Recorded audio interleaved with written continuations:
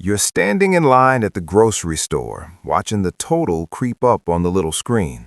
You came in for just a few things, but somehow there's a cart, and somehow it's over $100, and somehow you're doing that quiet mental calculation like, okay, what's in checking, what's on the credit card, and when does my next paycheck hit? You swipe, you get that half-second pause where you're not entirely sure it'll go through, and when it finally approves, you're relieved, but also kind of annoyed with yourself. And honestly, a tiny part of your brain whispers, is everyone else just better at this than me? Or is everybody secretly this close to the edge? My name's Mark, and I spend way too much time thinking about that exact question. Not just budgets and spreadsheets, but what's actually normal with money, and why normal right now is way scarier than most people realize. Because once you see the real numbers, the shocking money stats of the average person, something flips. You stop thinking, I'm uniquely bad with money, and you start realizing, oh, the game most people are playing is rigged and kind of broken. And that shift matters, because if you understand what's average, you can make a very deliberate decision. Do I want to be average, or do I want to quietly opt out of the financial mess most people are stuck in? So let's walk through some of these stats together in plain English and use them less as doom and gloom and more as signposts. Okay, here's where things really are, here's why that matters for you, and here's what you can actually do about it. Most people are living paycheck to paycheck. You've probably heard this, but it hits different when you really picture it. Depending on the survey and the year, it's usually around 55 to 65% of Americans who say they're living paycheck to paycheck. That includes a lot of people making $75K, $100K, even more. So that feeling of, if I miss one paycheck, I'm in trouble, that is not you being uniquely irresponsible. That is most people. I remember seeing a stat where even a big chunk of six-figure earners said they were still paycheck to paycheck, and thinking, okay, so income alone is clearly not the cure.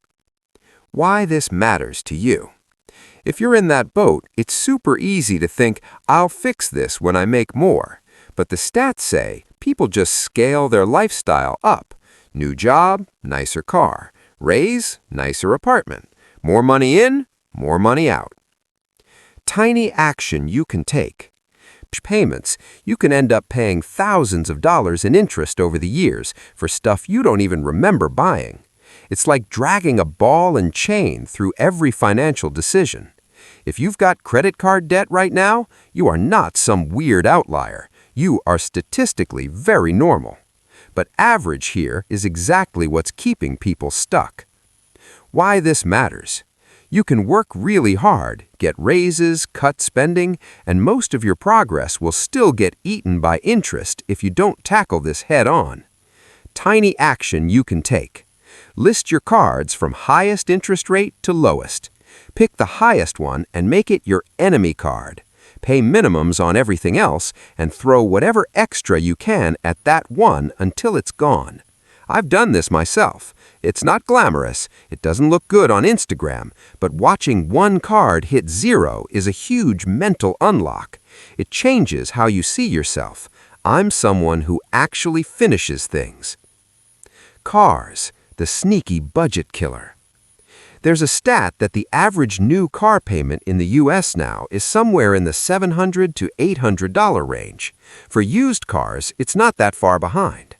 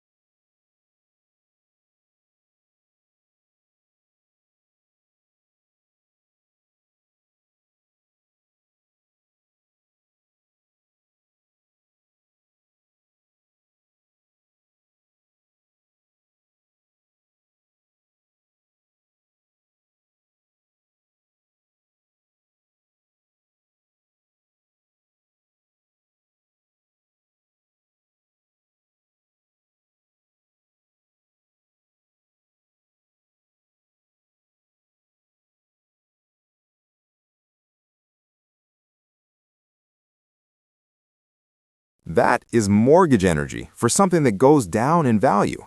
And here's the wild part. A lot of people sign that loan because the salesperson focuses on it's only $300 per month, not you're committing to pay $40,000 plus for this thing over the next 6-7 years. I remember sitting in a dealership once being told, for just $60 more a month, you can get the upgraded model, and thinking, yeah, $60 is nothing. Then I did the math later and realized how much that tiny difference really costs over time. Why this matters? When you're trying to figure out why you can't get ahead, it's easy to obsess over lattes and ignore the fact you're driving a $700 Anchor. I'm not anti-car, I like nice cars, but the average car situation is quietly eating people's entire margin. Tiny action you can take? Ask yourself a painfully honest question. If I didn't have this exact car payment, what could I do with that money every month?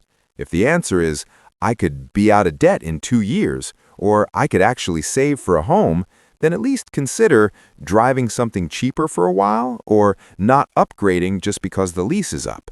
You don't have to do what's average. Retirement, the cliff most people are walking toward. Now for the long game. Depending on the survey, a huge chunk of people in their 50s and early 60s have shockingly low retirement savings. Some data shows around half of people that age with no retirement savings or balances that wouldn't even cover a few years of living expenses. What that means in real life? Working way longer than you wanted to? Relying on Social Security as the main plan? Or needing help from kids or family? If you're in your 20s or 30s, retirement feels like a movie that hasn't come out yet. But here's the twisted part. This is the one area where being early matters most. Because of compounding, $200 a month in your 20s can make a bigger difference than $600 a month in your 40s. Most people do it backward. They ignore it now and promise future them will handle it, right around the time future them is already exhausted and dealing with everything else. Why this matters? Average here is not neutral, it's dangerous. If you follow average behavior, you become the scary stat. Tiny action you can take? If your job has a 401k with a match, contribute at least enough to get the full match. That's a 100% return on those dollars instantly. If you don't have that, consider opening a Roth IRA and automating whatever you can each month, even if it's $50. The point is to start the habit and let time do its thing. The most shocking stat no one quotes?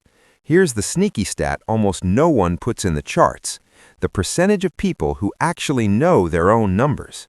Most people have no real idea what their net worth is, how much debt they have in total, what they spent last month, or whether they're truly moving forward or just treading water. It's not because they're dumb, it's because facing the numbers feels scary, so they avoid them. But here's the twist. The people who end up wealthy are almost never the ones with the perfect start. They're the ones who at some point said, okay, let me actually look, and let me not look away. Tiny action you can take? And this might be the biggest one. Tonight or this weekend, open your banking apps, credit card accounts, loans, investments, write down everything in one place, even if it's ugly. That piece of paper or spreadsheet, that's your real starting line. Wrapping this up? So when we talk about shocking money stats of the average person, here's what we're really saying. Average is living paycheck to paycheck. Average can't handle a $400 to $1,000 surprise without stress. Average is dragging credit card balances month after month. Average is driving a car that quietly steals the chance to build wealth. Average is hitting your 50s and realizing retirement isn't actually covered. That's not said to shame you. It's said so you can stop measuring yourself against a broken normal. If you see yourself in any of this, it doesn't mean you're doomed. It means you're awake. And from here, your job isn't to fix everything overnight. Your job is to become a little less average, one quiet decision at a time. Build that first tiny emergency fund, attack one high-interest debt, question the big payments everyone calls normal, start any amount for future you, even if it feels small, and most importantly, actually know your numbers. Most people won't do that. They'll keep scrolling, keep guessing, keep hoping it all magically works out. You don't have to be most people. If this hit a little close to home, don't beat yourself up. Just pick one stat that bothered you the most and decide that a year from now, that won't be your story anymore.